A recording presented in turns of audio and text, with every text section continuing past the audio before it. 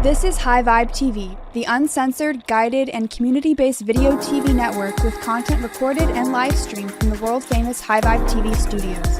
High Vibe TV delivers daily, weekly, and special programs focused on astrology, spirituality, history, community, and more. This is not your run-of-the-mill astrology and tarot. This is the future of spirituality, illuminating new ways the collective can step into the dawning of this exciting new dimension. The highest vibe is truth, and the truth always prevails. Download our awesome app on the Apple and Android stores so you don't miss our notifications, with special spiritual insights curated to the energy of the universe. Search for us on your TV with our exciting TV apps on Apple TV and Roku. Catch our vibe on your computer, where you can join in on the live chat with our amazing community and blog. Watch spirituality like you've never seen before. Download our apps or go to highvibe.tv. Subscribe now.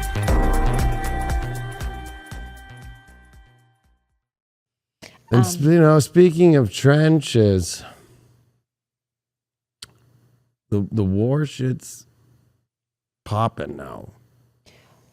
It is, because but there's the sun. still no footage. Oh, I have le footage. Oh, really? Because I have been looking, and Yes, I I just keep do. seeing people talking about how bad Russia is.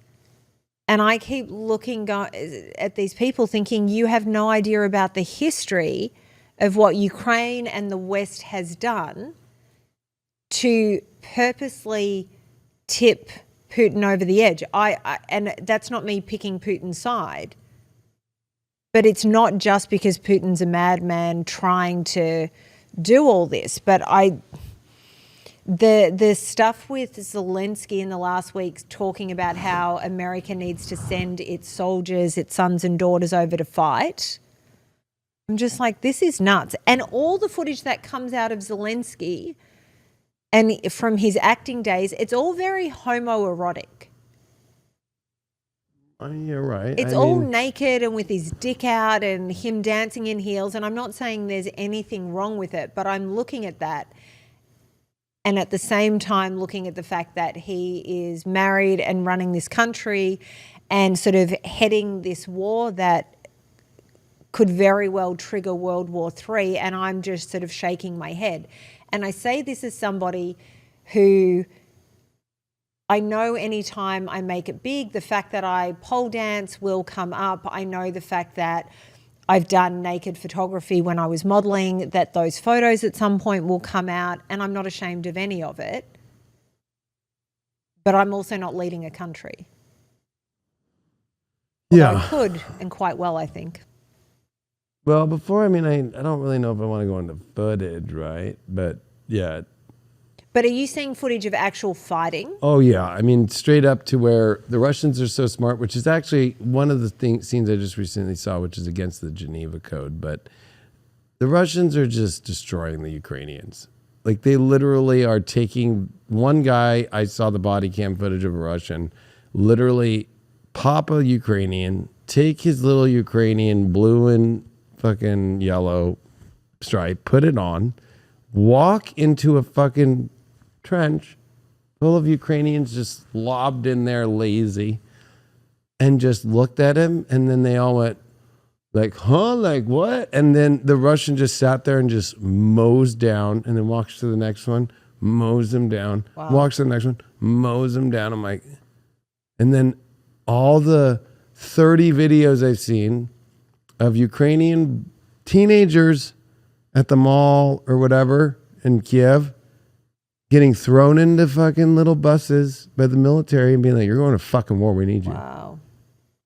The other thing that I did see was there's this thing where it's a debate whether it's actually Russians or Ukrainians and some hostage situation. But last night in bed, let me have a look on Twitter. Don't go to this yet, Brian, because I don't know if I actually have it. But they were trying to figure out if they were Russians or Ukrainians that were doing it. But the last thread that I read was all about how it's actually Ukrainians or Russians that have defected to Ukraine but are playing the part of Russian soldiers trying to set the world off about what Russia is doing, if that makes sense. So it's a false flag, essentially. Right. No, I don't think I sent it to myself. But yeah, so that's been going on over there as well. And they've named who these, I'll say, Russian traders are. I don't know what other terminology would be right to use. But Zelensky and his demands, and to me, Zelensky looks like a raging cokehead. There's something about the look in his eyes and the energy, and it's not a leader that is, it doesn't seem to me to be a leader that is fearful of the war. It seems to be someone that's caught up in their own world. It's a sales pitch. Yeah, but it's the energy. I would bet $1 million he's a drug addict. It's just an opinion. I don't have a basis. I don't know if you for remember, it was like a year ago, that live he did on his Instagram where he was drunk and he was obviously snorting rails and he was in the presidential office at like 3 a.m. But so this just recently had come out from one of the top Air Force generals who's predicting the war with China is in 2025 and tells all the officers to get ready. So we've got 2 years. I mean, right. Before that one kicks off. And that would be in line with the predictions of the fall of their financial markets completely, right? Yeah. Astrologically. That goes with, there was a huge article finally today that, the economy shit. Well, the biggest article I've finally seen about it, the economic exodus in the America, plural, on how, right, like everything, there's all these immigrants coming in, there's AI now, and then we're not importing as much anymore from China or anything. And look at how much stuff, right, migrant encounters. So, like, so many people are also leaving to try and find stuff, but they're all coming into this country, and there's already no stuff that we're importing as much. It's going to be way worse of a crisis if you think about it, with all the millions and millions. Okay, those are monthly encounters at the U.S. border, 250,000 a month. Since Biden came into office, it was 100,000 a month, and it's just gained up for years. So if it's over 24 months, right, at over 100,000, that's 2.4 million, and then you have to double that because it's, that it's close to 5 to 6 million people that have come across the border that we know of, that are flooding in. And already with how much, there's so many issues in America with supply chains, as far as like people don't have the money, the credit systems, the banking systems aren't providing, the tightening by the Fed this week. Again, they're saying they're going to tighten it this month, and they're going to keep raking the rate heights. The credit is just going like this. It's like, right? So they're real, and literally the number one article is about wage. So the problem in America right now is that the wages are too high, right? So, so this just came out. Wages will keep rising and stay high for a long time. These charts are proof. But that's bad because it's all trying to keep up with inflation.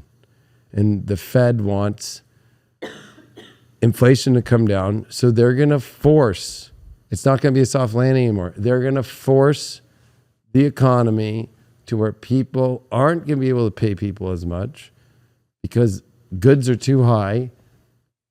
And they're going to force people to start losing money and not being able to afford things on purpose, and to stop wage growth.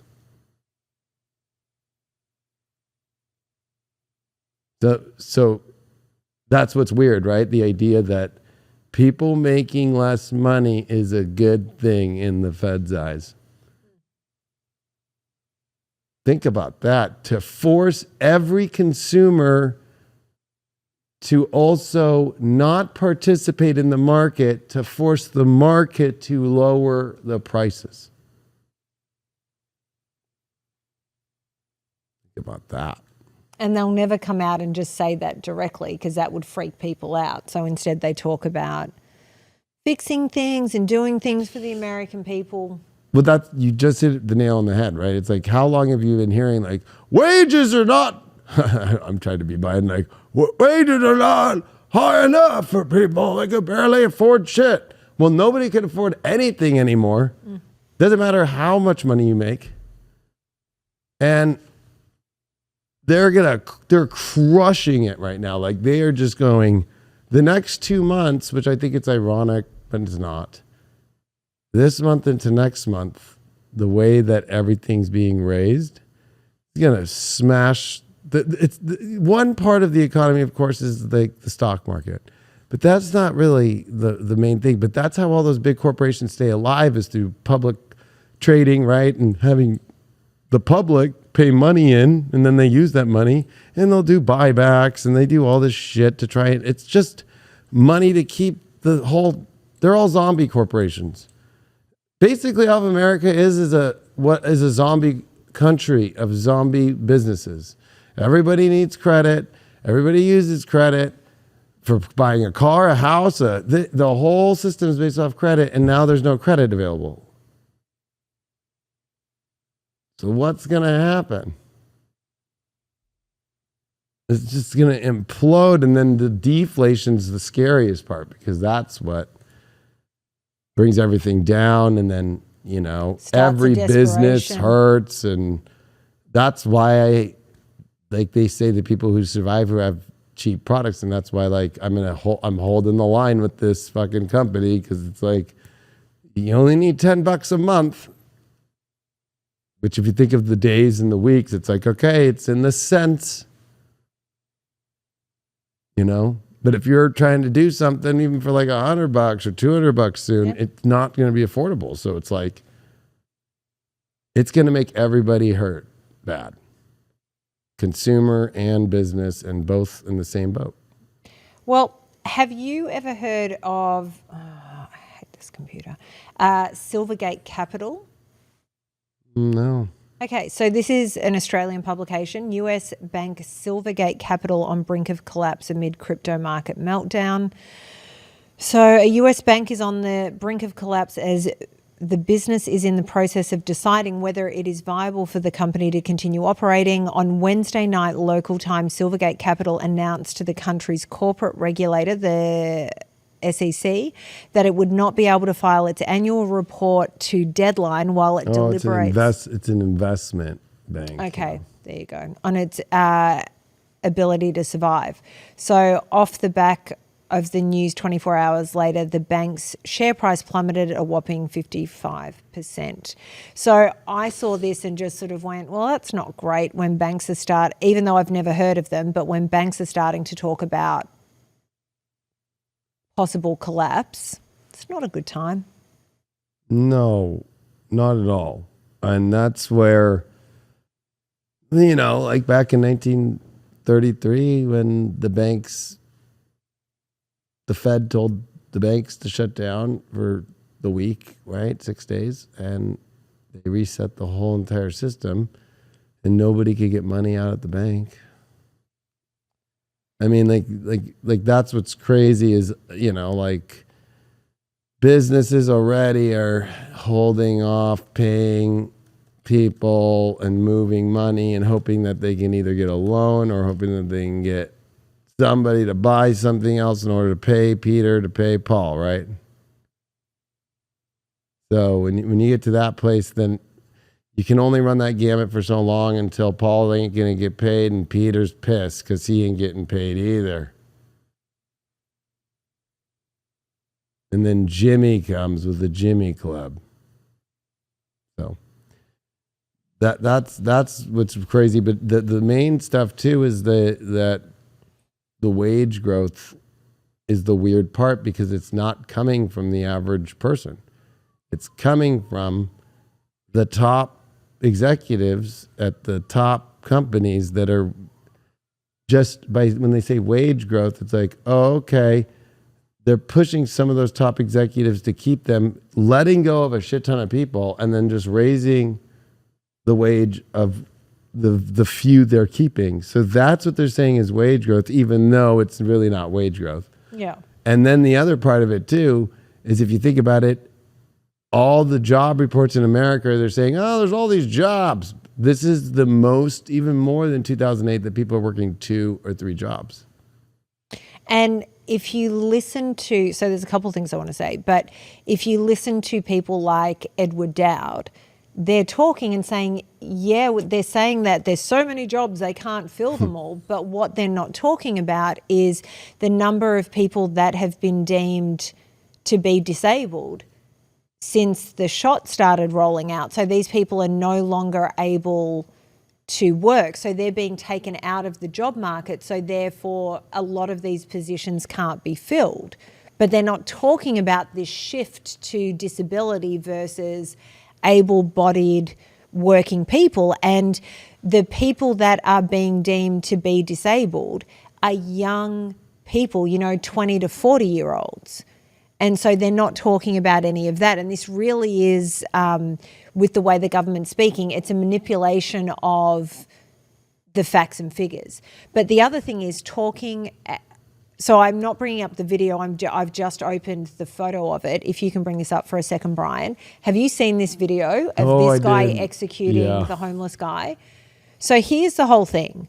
I get that these gun crimes and all of that happen, and I support the Second Amendment. If I could have a gun, I would, and I never thought I would be that person, because in Australia I was thinking, why do you all have guns? Now I'm like, yep, we should all have guns.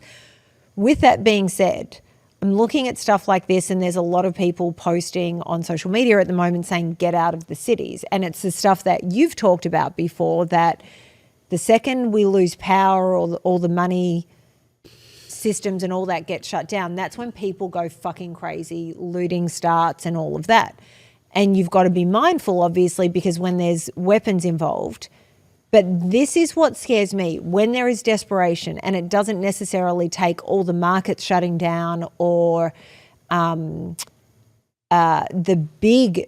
biggest collapses that we could imagine, but you create enough desperation and shit like this is going to go on in higher and higher numbers, because when people are desperate, they don't care. And if they have nothing to lose. Yes, and in that situation, whether it's an EMP strike or whatever, that's why in your car you should always have a backpack that's full of, one thing is you take a gallon of water, you buy a gallon of water at a CVS. Or even have one of the survival straws, have something. Right, and then you just have like the Camelback, so you fill that up instead of keeping it in the Camelback. And then you have enough just to get you home, because that's all you need, right? And then once you're home, the second you're home, everybody should already have a packed bag of something, and everything should be all set up, and you're out of the city as fast as you can. You don't even think. Yeah. Every survival person says that. I just saw another guy put up a YouTube video of it actually 2 days ago. And it's like, okay, I already knew this, but it was one of those things where it's like, wow, it's getting that real, to where people are all like, putting it out to people like, you better fucking know how to get the fuck out fast. Like, you better have like the little things, like your tires are good, you have enough gasoline to where you have a backup gasoline, because the pumps aren't going to work, they're digital. Yeah. I just want to say, because I know this is a dark topic, and last week there was somebody in the chat sort of saying, this show's just nothing but fear porn, all of that. I disagree, and I certainly know that that's not either of our intention to go down a path of fear, because we're all about not living in that space. But I think we talk about, and it's been heavy because obviously I've been going through stuff. So when we've been talking about our own things, normally that's probably the lightest part of the conversation, but I've been going through it, you're going through it, we're all going through it. But I think we have a good mix of sort of the spirituality discussion with the astrology, all of that. But the reality is, this is the world that we're living in at the moment. And I know that from my point of view, it's more about us being aware of what's going on while not getting caught in the fear. It's about having the information that you need to be prepared. And it might just be that hopefully we're wrong about certain things and these things don't come to pass. But it could be that in that moment, if shit really gets gnarly, something that we've talked about might be the thing that saves your ass.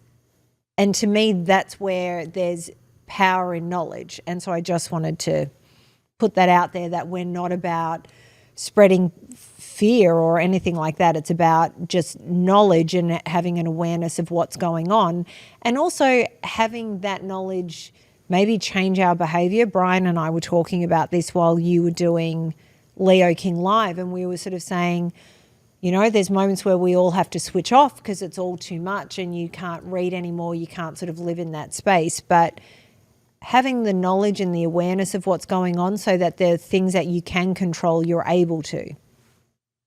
Yeah, I thought I would, to help people understand. So because Pluto's about to come into Aquarius, it was during the American Revolutionary War. So daily life during the American Revolutionary War, just like today, houses during the Revolutionary War were different depending on where you lived and how much money they had. Poor people often lived in one-room homes. Wealthier people would live in two-story houses, which typically had 4 rooms downstairs and 2 upstairs. Many homes had a kitchen.